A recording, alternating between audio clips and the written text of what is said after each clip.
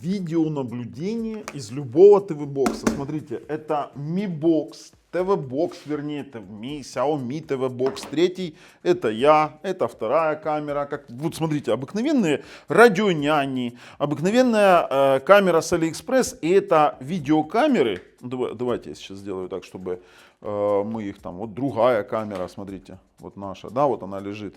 И это все сделано на базе вот такого вот Mi Box. Обыкновенные OnVIF камеры можно заводить прямо на видеонаблюдение на ваш любой ТВ-бокс, по сути, у которого есть хотя бы какой-то интерфейс. То есть и мы можем с вами из самых дешевых, непрофессиональных камер собрать вполне пристойную систему видеонаблюдения с помощью всего двух приложений, которые есть, кстати, в Play Market. Сегодня мы с вами сейчас пойдем, разберем, какие камеры можно прикупить. Я вам объясню, как их отличить, которые совместимы с ТВ-боксами. Это обыкновенные IP-камеры. Сразу говорю, Xiaomi несовместимый, OnVIF нет, вернее, он есть, но по какому-то внутреннему протоколу. А здесь мы с вами сейчас вот сделаем, давай я вот так вот стану, чтобы лучше было, да, немножко видео. А здесь мы сейчас сделаем именно такой момент. То есть вот вы, чтобы вы понимали, вам достаточно будет просто-напросто запустить одно приложение уже для того, чтобы наблюдать за камерами видеонаблюдения. При этом вы можете сделать себе видеостену, вот чтобы вы понимали, да, там, ну не обращайте внимания на эту камеру, тут чуть-чуть нужно донастроить изображение, я на быструю руку подключал, когда вам показывал. То есть, но это полностью, вот смотрите, вот она, это полностью рабочая видеостена, и она действительно классно работает. При том, что оно поддерживает вращение камер радионянь, таких вот видеонянь, да, то есть он поддерживает управление, он поддерживает запись, он поддерживает все что угодно, но тут бюджетность заключается в том, что у вас нет видеорегистратора, как такого DVR. Каждая из камер вот таких вот дешевых пишет на обыкновенную карту памяти, то есть вы можете наставить этих камер, на карты памяти пишут. И есть одна особенность, каждую из этих камер отдельно изначально нужно настраивать для того приложения, которое под него создавалось, под эту камеру. Вы установили, настроили, а потом все их завели в одно приложение и получили видеостену с видеонаблюдением. Да? До 9 камер вот так вот можно располагать, то есть по факту можно выбирать отдельно каждую из камер, смотреть в режиме реального времени. Где тут? А вот моя рука, да. Можно управлять ПТЗ, да, пресетами, то есть это можно их двигать, если можно даже включать режим патрулирования, когда она будет ворочаться, режим детекта движения. Короче, все это поддержится на обыкновенном, мать его, ТВ-боксе. Я, конечно, если хотите чего-то писать, то советую покупать помощнее ТВ-боксы по типу там югусов каких-то мощных на каких-то 928 процах. Либо если просто хотите вот реализовать, просто посидеть, посмотреть, потому что камеры сами по себе пишут, вам не нужен DVR, они пишут и так это все на карточке, либо если на приложении, например, Tuya Smart, то Tuya Smart пишет еще и в облако можно писать, можно все что угодно. А это просто как система наблюдения уже за конечным устройством. Ребят, переходим. Посмотрим, какие камеры подходят. И вот буквально инструкция вам, как с помощью двух приложений завести эти камеры на ТВ-бокс, а потом сделаем выводы.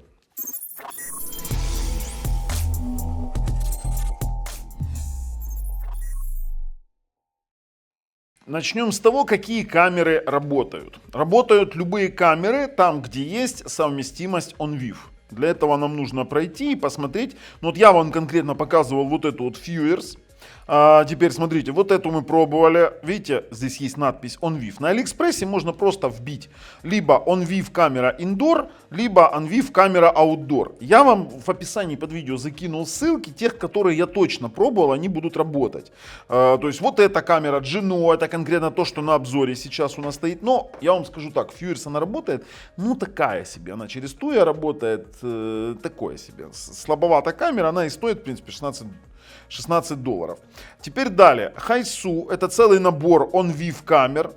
Это OnVIF.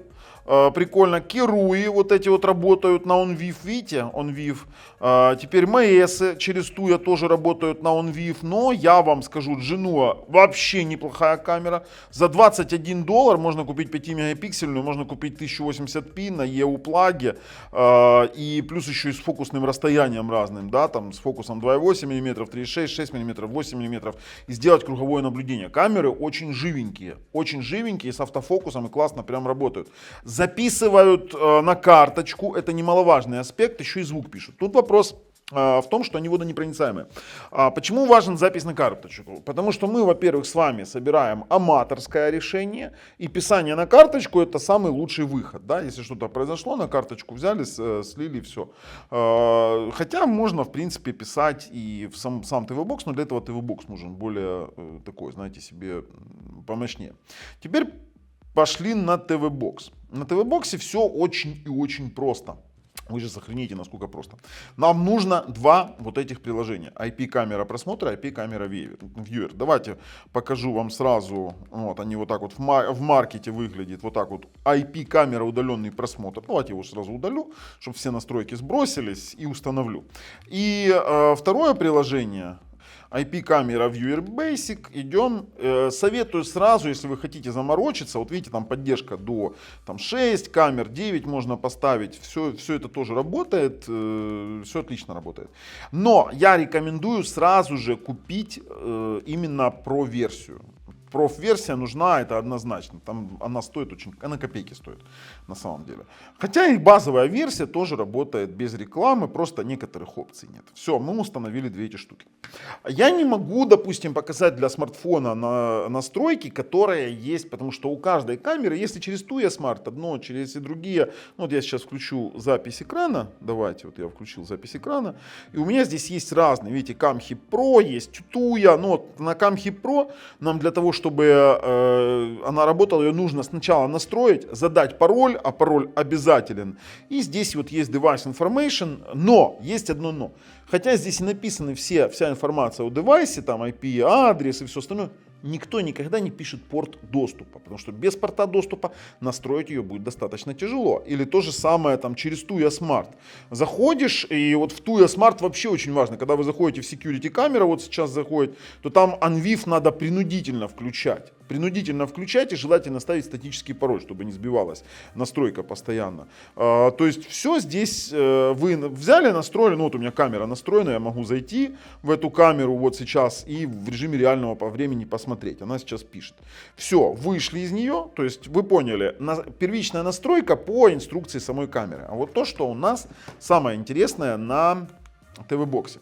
Для начала нам нужно выяснить порты. Для этого нам нужна вот это вот приложение IP-камера просмотр. Здесь мы просто заходим и нажимаем авто, и он сканирует всю вашу сеть на предмет наличия камер и портов камер. Он определяет порты доступа этих камер. Поэтому он это может делать чуть-чуть долго, но стоит набраться терпения. И вуаля, две камеры. Фотографируем их.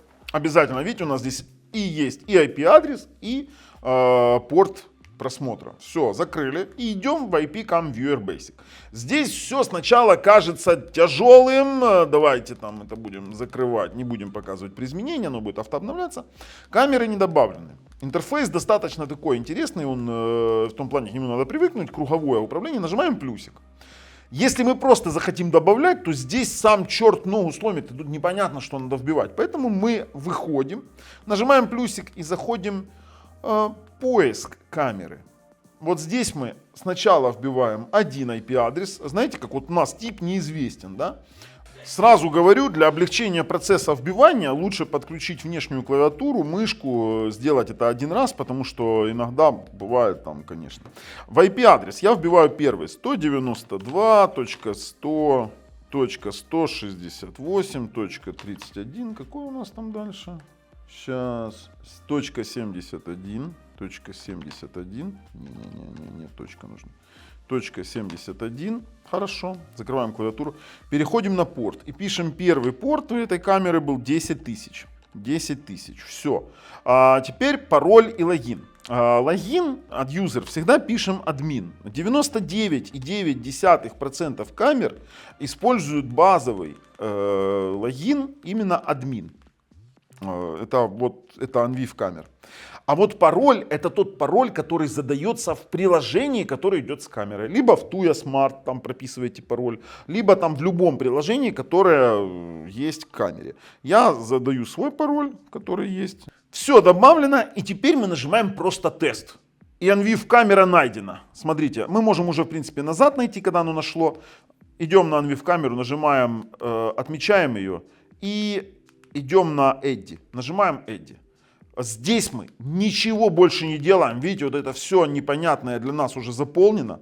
И главное нам добраться до кнопки «Сохранить» и нажать «Сохранить». Почему я говорю, возьмите и используйте, допустим, мышку и клавиатуру. Теперь вторая камера. Мы изменяем просто-напросто адрес. Делаем это последовательно одну за одну. Здесь у нас 3.120, 31.120. Здесь ничего сложного. Давайте 120.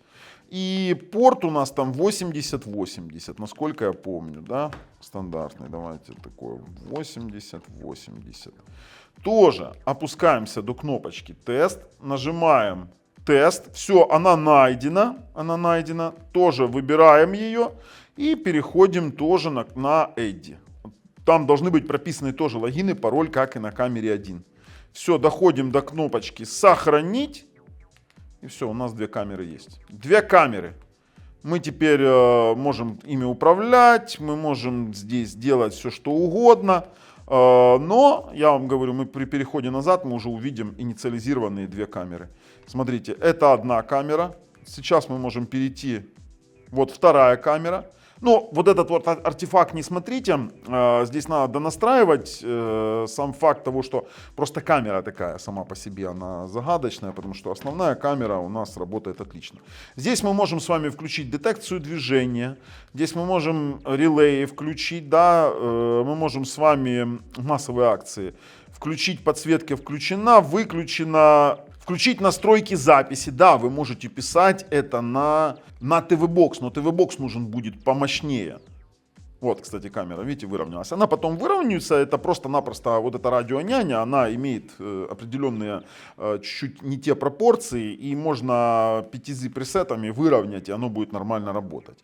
То есть тут как бы такой вариант. При том, что вот здесь можно даже управлять местоположением камеры, она крутится, вот эта камера. Ну, вот смотрите, я могу вам показать, видите. Вот сейчас вот камера у меня в руке, вот она, да, она, смотрите, ой, это я не то нажимаю, смотрите. Она пошла вращаться, отворачиваться в мою сторону, да. Вот она, вот она вращается, видите. Она идет таким мелким-мелким шагом. Сама по себе камера, вот она сейчас пойдет в вашу сторону вращаться. Вот пошла. Видите, она к вам пошла вращаться. То есть здесь можно управлять и такими вещами тоже. При том, что здесь, если ваша камера, допустим, поддерживает автофокус, какой-то там либо мануальный фокус, то она тоже с этим будет работать. Нажали, там пресеты, да, можем сделать. Пресет установлен. Что это такое? Это реле управления, да. То есть здесь очень много разных приколов. То есть камера. При этом вы можете включать видеостену до 9 камер, то, что я видел там, да, вот, пожалуйста, ну, таким вот образом. На это, опять же, не обращайте внимания, все это нормально работает, просто нужно чуть-чуть ей время, чтобы одуплиться, она хорошо срабатывает потом. При том, что мы можем с вами включить звук, ну тут видите, тут надо приложение обновлять, чтобы звук с камеры включить, либо даже передавать. Все, ребят, давайте перейдем уже на телевизор и сделаем выводы. В качестве простого решения по бюджетному видеонаблюдению набрали, ну вот эту не советую, она в настройке, другие есть видеоняни с более нормальными разрешениями. Все это, это я сейчас натрогал, но, конечно, с задержкой, любое видеонаблюдение работает с задержкой. Это все шикарно работает, при этом советую купить сразу про версию этого приложения, вы сможете еще и звук мониторить, еще и сможете туда передавать звук, если, допустим, поддержит каким-то образом, если вдруг заведете микрофон как-то. Ну, короче, рекомендую. Камеры подбираем, пишем, кто какие камеры использовал, может у кого-то какие-то стоят, пишите модели, будем размещать в описании под видео, там ссылки и так есть, подписываемся. С вами был Бабл на канале Технозон, пока.